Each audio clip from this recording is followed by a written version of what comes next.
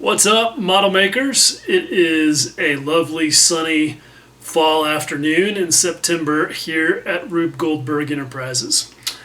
And if you have followed any of my shenanigans lately, you may know that I just completed a tamiya project that took me quite a while and caused me lots of stress and moaning and groaning.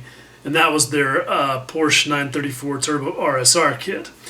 So, with what seems to be a year full of tough projects, I decided it was time for something very straightforward. And also, I wanted obviously to do something that was interesting and cool to me. And along came Jim Starkweather from Kitmaker Network with this, the brand new Tamiya MotoGP bike, as ridden by the young Marc Marquez in the 2014 season.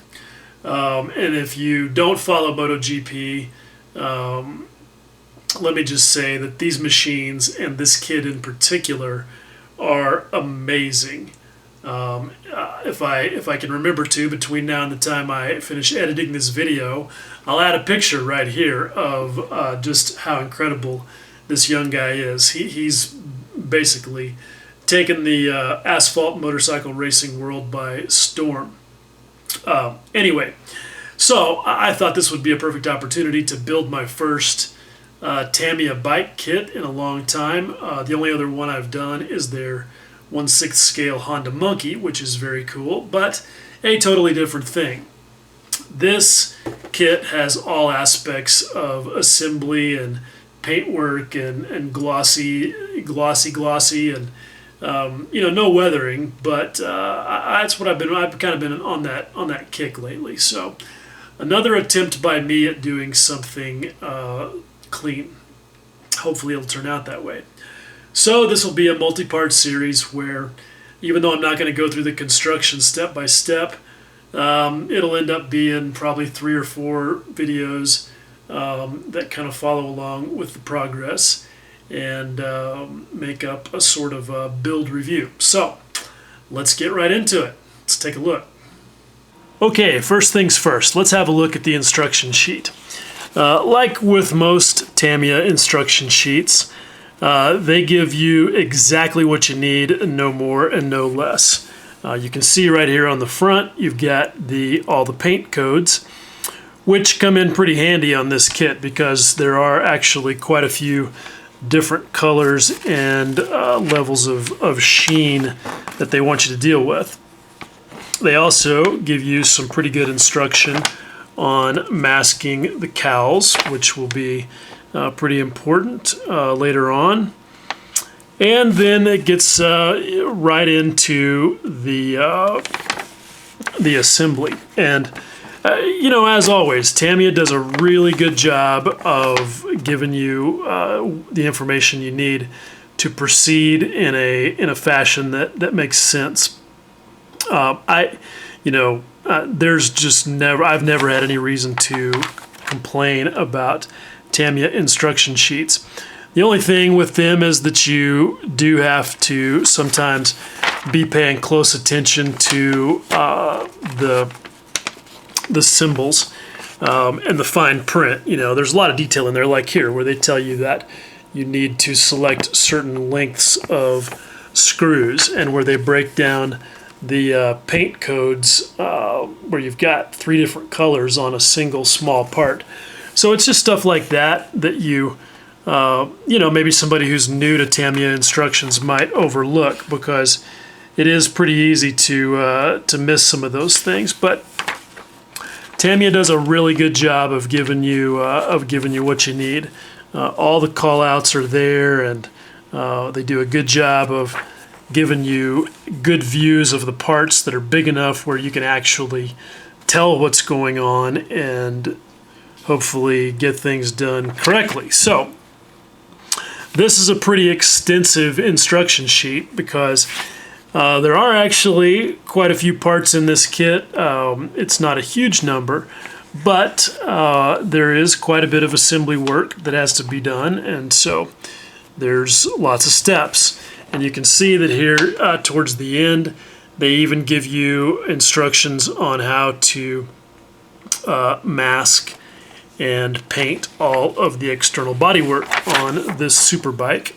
And then of course all of the decal placement and the overall color callouts, color scheme. So it's good stuff. This is the usual excellence from Tamiya with their instruction sheets.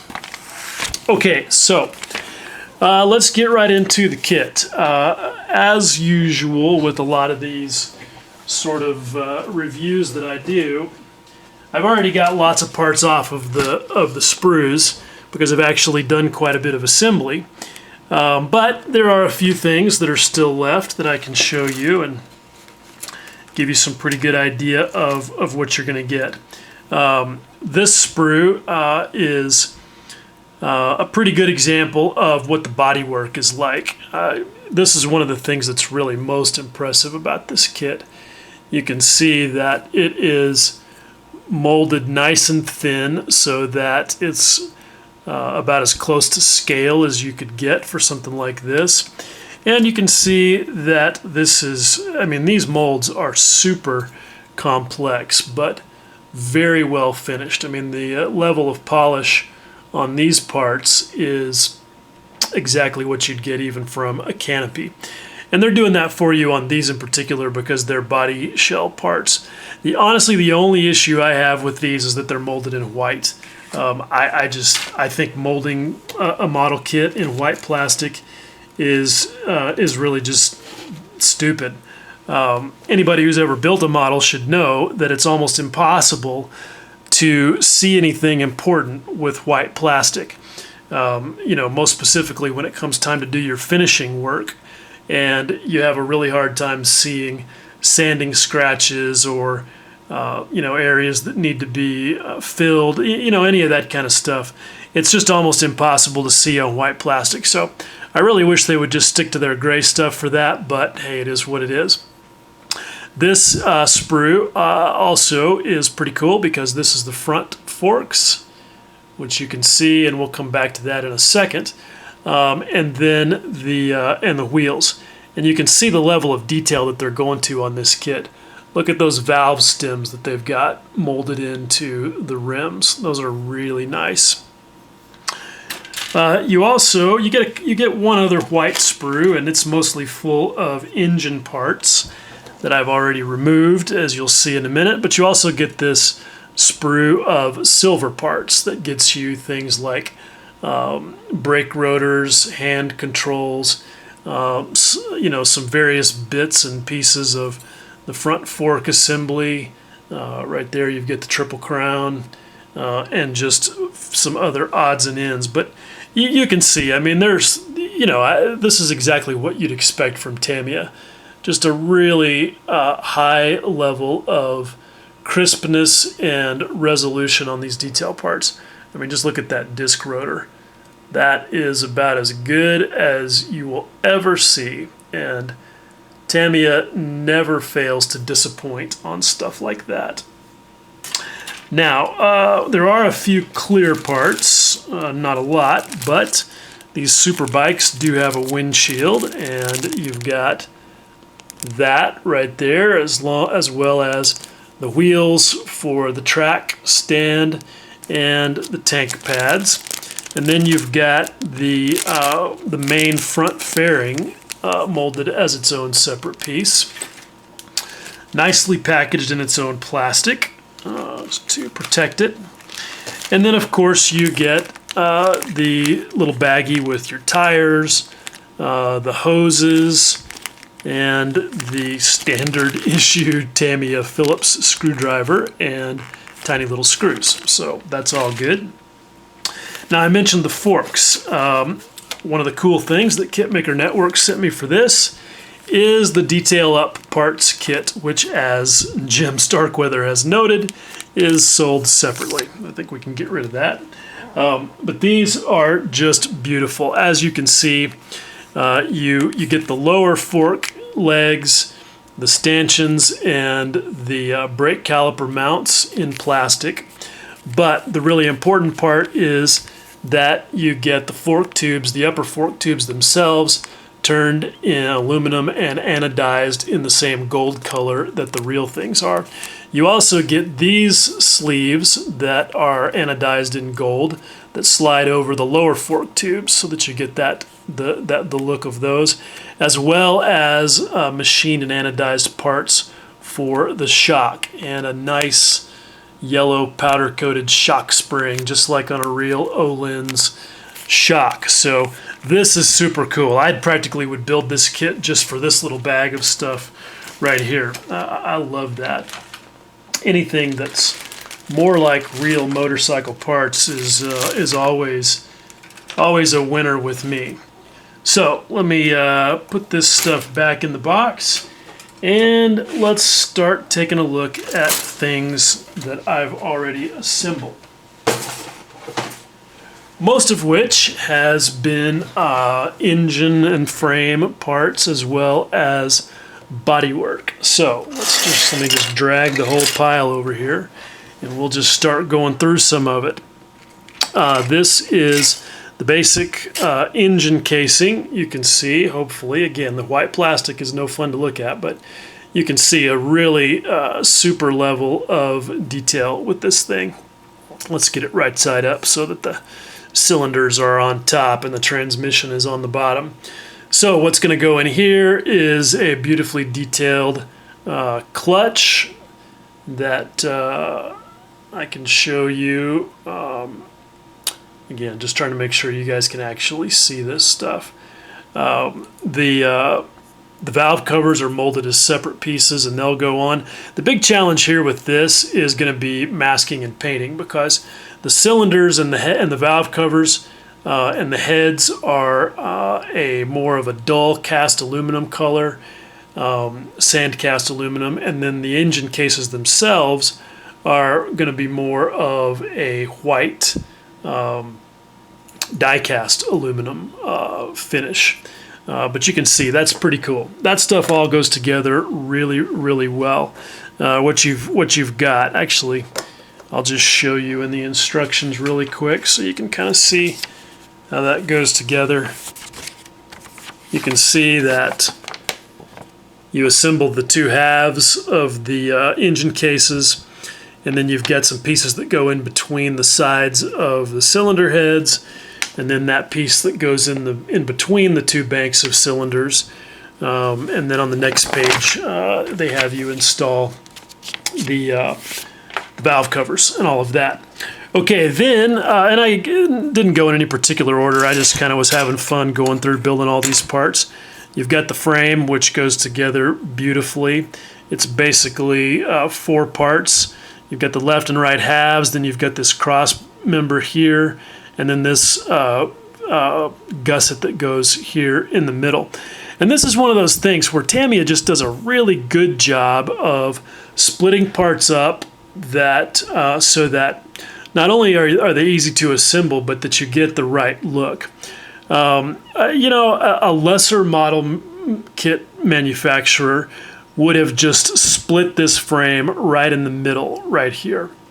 And that would have been fine as far as assembly goes, but it would have looked goofy because you would have had a big seam right there in the middle of the head tube and in this gusset right here, which wouldn't have looked very good. So what Tamiya does is they give you this piece right here so that it goes in and is joined along the weld lines, which you can see when you look up close. So that's pretty cool. It's just, you know, that's just a thoughtful thing that that Tamiya does, especially on their newer stuff, that just makes it a lot of fun to build. So that's out of the way. The swing arm is just a couple of pieces. There's going to be some challenges with painting this part, because there's several areas of the swing arm where it's mostly just an aluminum part, but it has places on it like this right here, this slightly raised area that you can see that are black. So it's actually going to be quite a bit of masking on that swing arm. But hey, not a big deal. It is what it is. Here we've got exhaust pipes, and this is where I'm actually going to show you a little bit of technique. Not a big deal, but let's zoom in on these things. Exhaust pipes and things like this that are really super irregular shapes, but that have joints, can be a real hassle to get finished out, where those joints don't show, and they will, even on something that's as beautifully molded as a tamiya subassembly. So if you care about that sort of thing and you want to fill those in and then polish them down, it can be kind of a hassle. And getting into areas like that crotch between those two pipes, for example, is a real hassle, obviously, with a sander. So what do? Well, my technique, and again, this is not to tell you guys that you have to do it this way or that this is necessarily the best way, but this is a way that works pretty good for me. And this is a magic combination of materials that I love. Either Mr. Surfacer 500 or Mr. Surfacer 1000. Kind of depends on the gap that has to be filled. If it's just a really tight line that doesn't need any blending in, then I'll use the thinner stuff. But for a case like this, like you can see right here where there is a joint between those two sections that's fairly substantial, I choose the Mr. Surfacer 500 because it's thicker and it doesn't settle into that joint quite as badly as it dries and shrinks. So what I do is I basically just apply the stuff with a small paintbrush. And you can see what I mean right here, if I can get it to focus, that white plastic. Anyway, you can see that right there where I've got a little bit of that on there, where I had to go back and add some more after my first round of filling. And you can see what I mean by apply with a small brush. I really want the minimum amount possible because not every bit that I put on there is going to get removed, but most of it will. And that's kind of the idea with doing this, sort of body work. So you can see there, same thing. Had to add a little bit more after I'd already done one round of filling because I had a little bubble or a pinhole or something like that. But anyway, you can see that I've just brushed that on with a small brush. And I just use one of these junky old Flexifile brushes because then it's synthetic and I can go and wash it with pure shop grade lacquer thinner when I'm done. Anyway, once that's dried, and that that can be anywhere from an hour to 24 hours, whatever it is. What I do then is I get my Tamiya lacquer thinner out. And I like the Tamiya lacquer thinner for this a lot. In fact, I don't use it for thinning paint at all. I use Mr. Leveling Thinner for that. But this is a great shop tool for this kind of stuff because it is a reduced strength lacquer thinner and it won't attack plastic. So what I'm going to do is I've got this Q-tip and I've got it wetted down fairly well with some of the lacquer thinner. And I'll remove some of that on this towel. And then I'm going to just take this piece and we're going to just, hopefully I can do this where it'll stay focused. Anyway, what I'm going to do is just scrub the excess filler material off of there with this Q-tip. Now what you'll see is that for a second it doesn't move at all, and then all of a sudden it just starts to fly off of there. And so what I try to do is rub real lightly so that I'm only using enough pressure. Man, I apologize, guys. I hope this is not too much of a too painful to look at. But anyway, so what I've done there is just scrubbed off, done the bare minimum of scrubbing to get the excess off without getting down into the joint itself. Because if you scrub too hard, you actually will start to remove stuff below the surface of the outside of the part. And you can see one of the disadvantages of using this material I think that black spot right there is the bubble that I was chasing before, and it didn't stay filled in. And that is one of the things about using a liquid filler like this is sometimes you get a little air pocket trapped in there that just won't ever fill. And no matter how much you screw with it, it seems like you just can't ever get it to that pinhole to go away. But I'll show you in a second how I addressed that, because I had that problem on another one of my parts. Okay, same thing again here. Just very lightly rubbing that off. And what you'll find is that if you do need a little blending, that if you just don't rub quite as hard,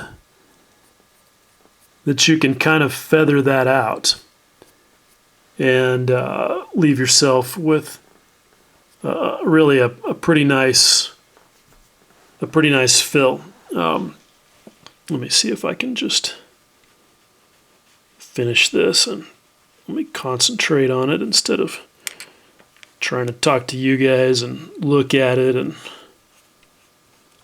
get a good result all at the same time, and making sure that it's staying in the camera viewfinder. It's what I hate about trying to work on camera. I always feel like I'm doing a really terrible job of it, but I think you guys get the idea with this technique of what it's all about. So there you go. That's for the most part, that's all cleaned up. One of the nice things about this technique is that if you don't get it all the first time, and you see something the next day or right before you're getting ready to paint or whatever the case may be, that you can just come back and wipe the rest of it away and take care of it. So there you go. I think I may still have some little air pockets in there, but I don't have my optivisor on to be able to see it. But at any rate, that's the basic method for filling in areas like this, using a combination of Mr. Surfacer and some Tamiya lacquer thinner. Now, you don't always want to remove the material that way, though. Sometimes you really do have to have a truly flush surface, like on these bodywork pieces. And so using what I call the wet removal method is not really the best idea, because of that thing that I was saying about removing some of the filler below the surface, because that'll actually leave a line there that will show underneath your paint. So you actually have to get busy and do some sanding, and that's what I've done here on all these parts. This is a case where I could have made several different choices on filler materials. I very easily could have chosen to use my 3M Bondo 907 spot glazing compound, which is one of my favorite fillers. It's lacquer based, and it's thick enough. It's got some body that you can spread it out and sand it down. It feathers out really good, but it does tend to be a little bit porous. Not nearly as bad as like the old Squadron stuff, but what I've found is that Mr. Surfacer 500 settles down a little harder and a little less porous. And so it's a little tougher to sand, but you don't have to do anything more to it once you're done. And I think you can see what I mean there. That's pretty well sanded down and feathered out, about as smooth as it needs to be before I throw some primer on there.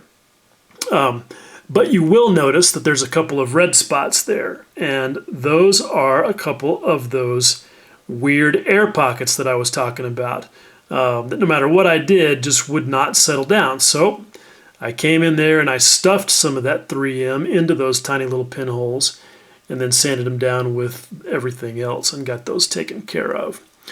Now, I'm a I was going to say I'm a big fan of sanding. I don't know that that's really true, but I really believe what I am a fan of is that I'm a fan of good sanding as one of those fundamental model making skills. Because look, it's like breakfast. It sets you up for everything else that's going to happen for the rest of the day. If your sanding is not good, then it's going to show when you start to paint. And I was thinking about some of this, like what kind of tips I would offer somebody who was kind of working their way through this stuff as I was doing this sanding. And I think there's two things. One of the most important things is really paying attention to the edges of your filler material. I do this kind of work with an Optivisor so that I can really see that. And hopefully you guys will be able to see what I'm talking about when I say that you really have to make those edges feather out. If you've got a hard edge showing there, especially if you can see it with your naked eye, trust me, it's going to show underneath the paint. And the thing is it's just going to get worse as you add layers of paint. So by the time you go through primer and color coat and clear coat, you're going to have a ridge that is distinct. And, especially on something like this, that's going to be high gloss, you really, really don't want that to happen. So I would just encourage you to look really closely at what you're doing. Get in there with a magnifier, whatever you got to do, and look for those edges and work that stuff until the edges of the material turn soft and fuzzy, because that's your clue that you've got it all nicely feathered in. And hopefully that's showing up on camera the way I intend it to.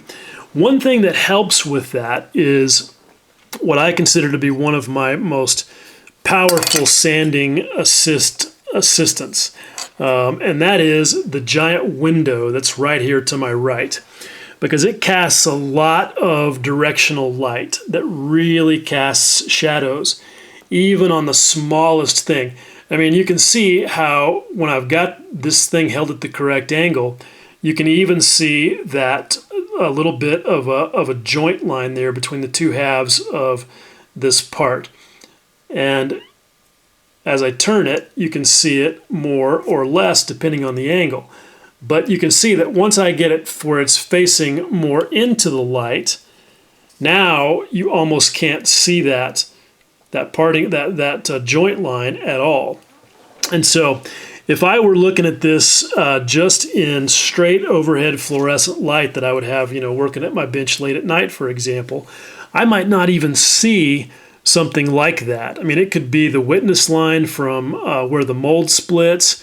It could be some sanding scratches. It could be a joint that's not properly polished down. Anything like that is not going to show up well in direct overhead light. And that's why I say that I only do this kind of finishing work during the daytime when I can really see it and I know that I'm getting it done thoroughly. And if you don't have a big window right next to your workbench like I do, hey man, use your feet. Carry that part over to a window and take a look at it. And you may find, especially if you've got an Optivisor on, that you are rudely surprised at what you see, and you realize that all that sanding work that you did might not be as smooth as you thought it was. So, again, not telling you guys that this is the best way to do it, but these are just little things I've learned along the way that I feel like help me produce a good quality result. Okay, before I finish up with this little segment, I just want to throw some more shout outs to Tamiya for engineering and molding quality. I mean, look at this. I had these parts numbered from a photo that I made yesterday so that people could see that this is 3 separate parts. And now, of course, you can see with the joint line that I've filled in there. But there really was not much to fill. I mean, it was very minimal. It would have shown under a gloss coat for sure, but it was practically invisible when the parts were just sitting there white with nothing on them that highlighted any, even that little bit of an edge that was there. So just, this is why I love Tamiya. When they do stuff like this, it just blows me away, because to create, and this is an even better example right here, is this Stinger subassembly. This again is 3 parts. You've got a left and right half on the bottom, and then the top section is 1 part by itself, and you can see the split line there in the middle of that. But to get the joint line along the edge of that right there to where it fits so perfectly with plastic so nice and thin like that, along a compound curved edge, I mean, really, it just blows me away that these guys are so good at this. And this is the standard that basically I measure everybody else against. I know that I rag on some of the other model makers, model kit companies out there like Revell and Airfix and some of the others, and that's because they're not even coming close to doing stuff like this. Anybody who thinks that those guys are doing the same level of engineering and molding quality as Tamiya has never worked on something like this. It's good stuff.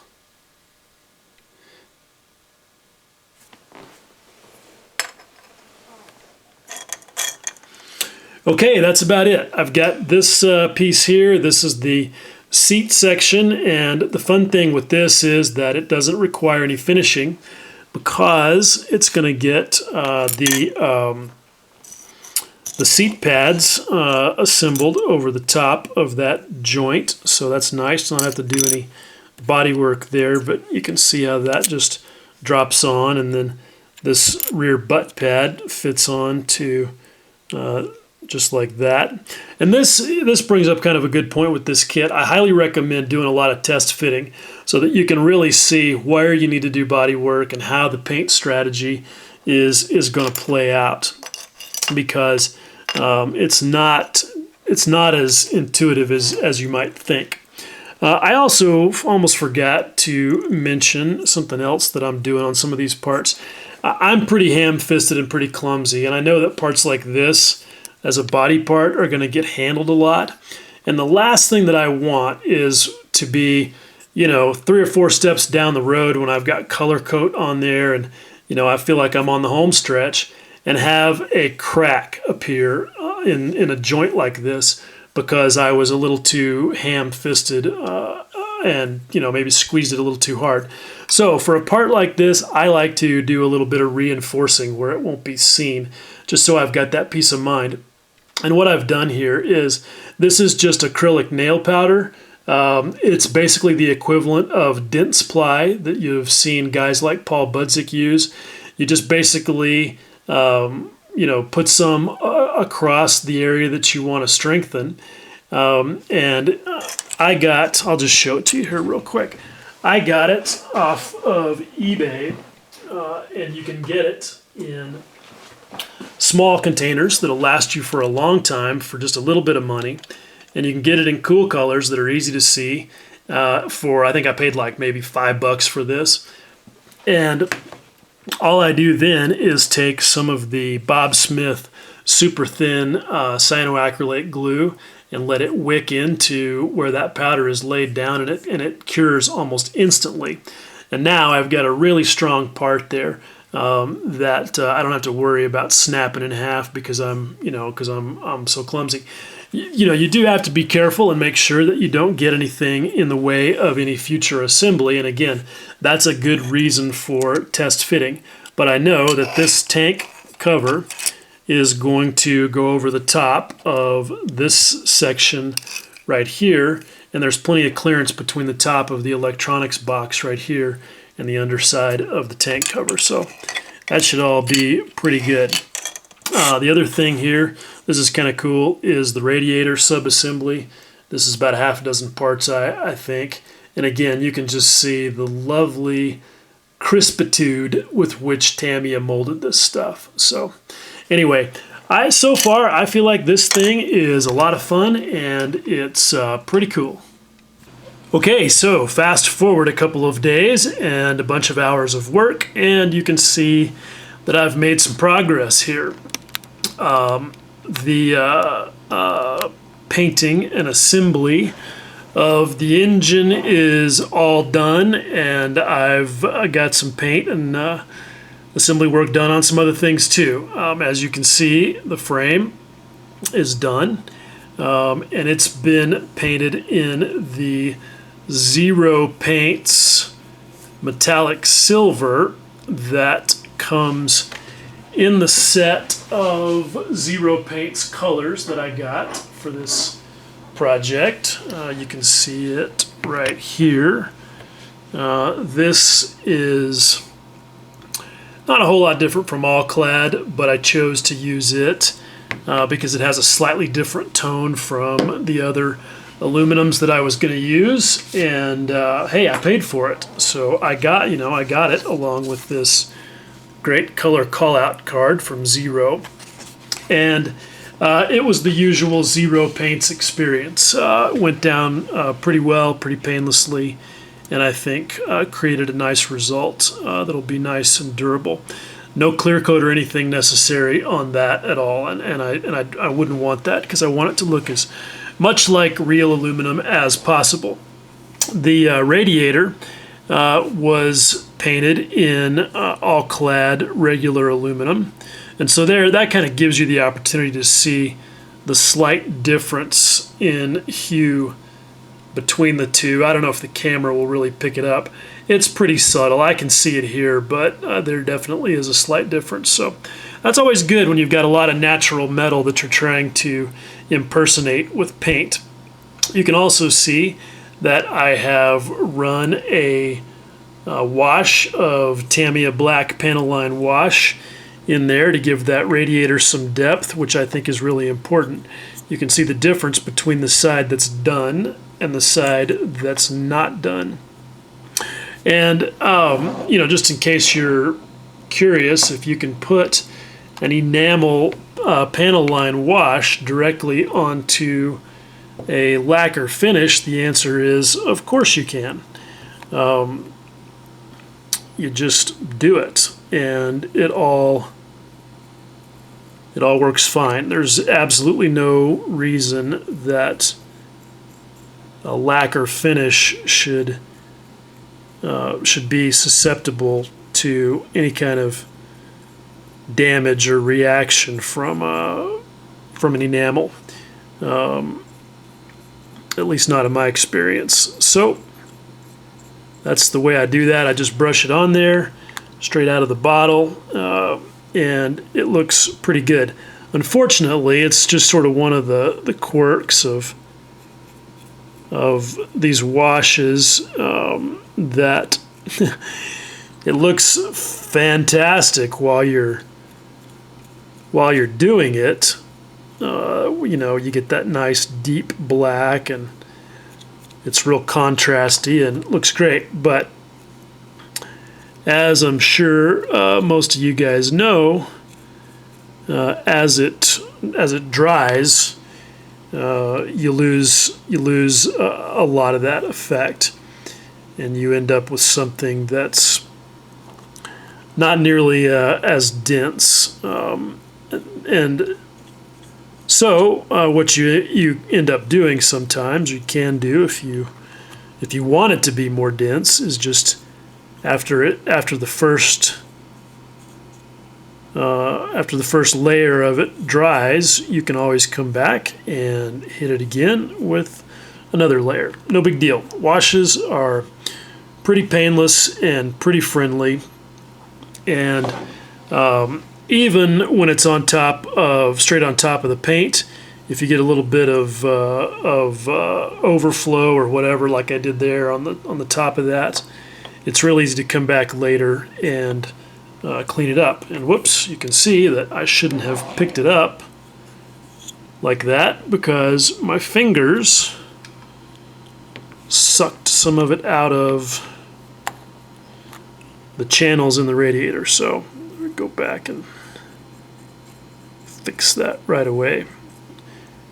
And then what I will do is when it dries, I'll just come back with a Q-tip dampened with just a tiny bit of mineral spirits and remove it from the outside edges there, the tank and the framework where I don't want it to be. So that's two different forms of aluminum. Now with the engine, this thing is a little bit of a challenge because it is almost entirely aluminum parts, and getting enough variance with those to create a lot of visual interest is a little bit of a challenge. But fortunately, I've got a pretty complete set of the Vallejo metal colors, which I've done video on before, and which I think is really good stuff. It sprays about as well as all clad, and I think that the finish is just about indistinguishable. It's not as durable as a lacquer because, hey, it's an acrylic, but it is still good enough that you can put washes directly on it. And as long as you're not a total barbarian, you can handle it without too much trouble. So anyway, what I did is to create the cast aluminum texture and color look that I wanted for this oil pan and for the cylinders and heads. I used the matte aluminum, which gives you that pretty, that kind of dull gray look. But I also, just to guarantee that it had the appearance I wanted, I sprayed over it with some acrylic matte varnish, and that definitely will flatten it. One thing about this stuff is you definitely have to make sure and shake it really well, because the particles that are in there to flatten it will collect at the bottom of the bottle, and they'll stay there forever if you don't. I add a little mixing ball into mine that helps with that. Anyhow, the rest of these are all just variants of Vallejo metal color.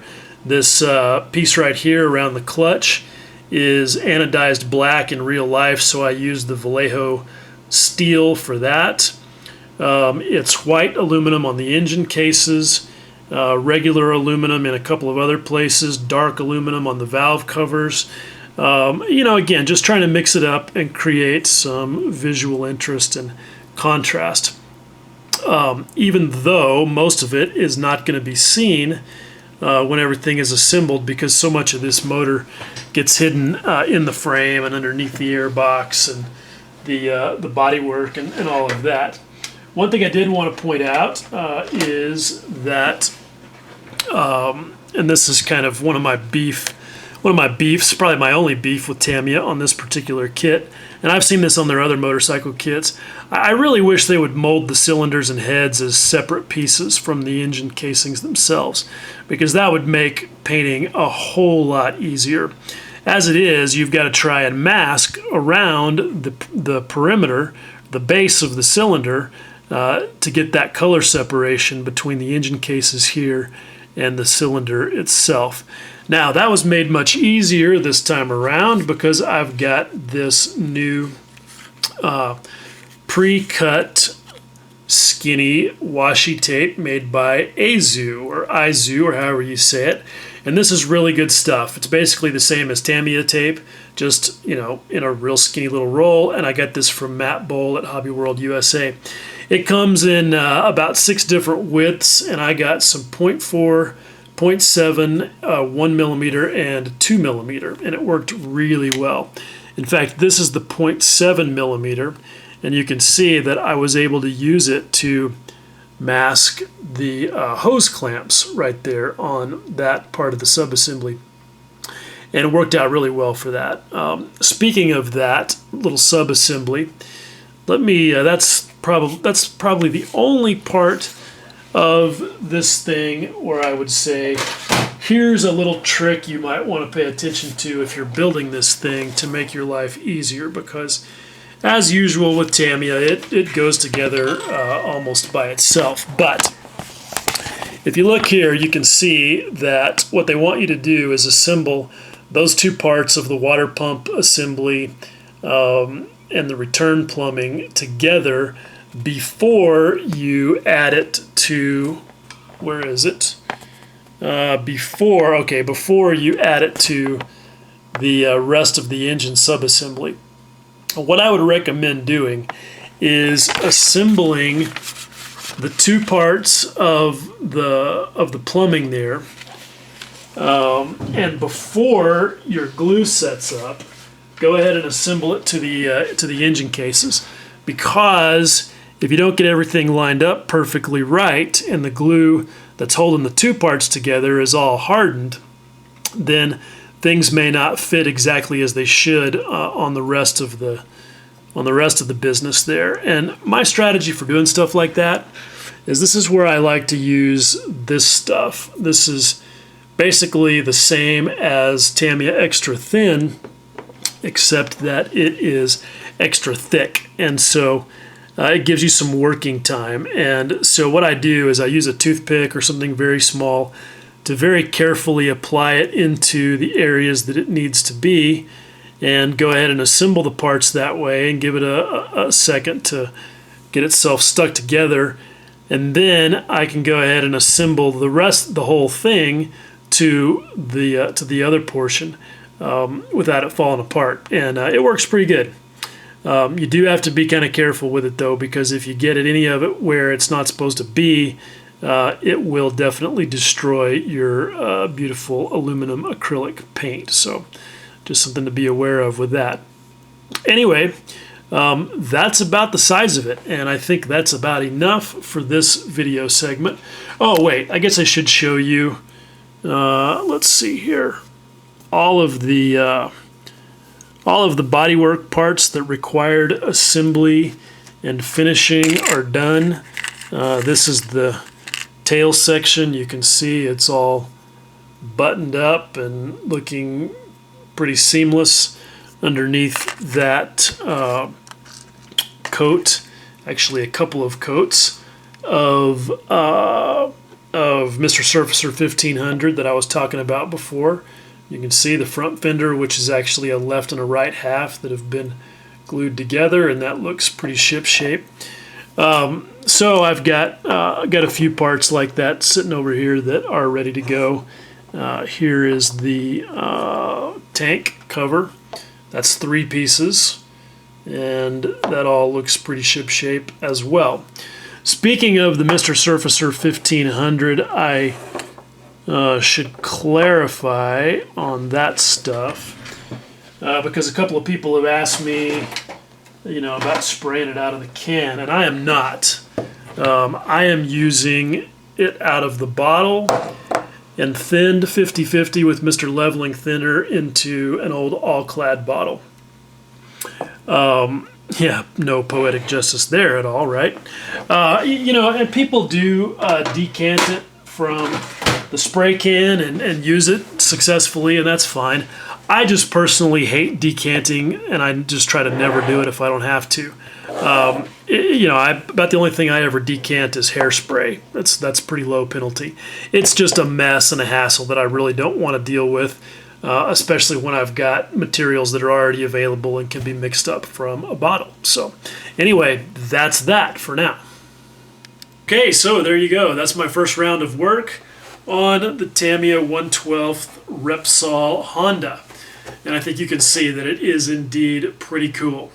I won't waste a whole lot more of your time saying much more about it, but I think if you're interested in motorcycles and want to build something from Tamiya and want a little bit of a challenge, that this would definitely be a good value. The kit is right at $40, I think, and I think overall pretty amazing for that amount of money. All right, guys, as always, I appreciate you watching. Much love.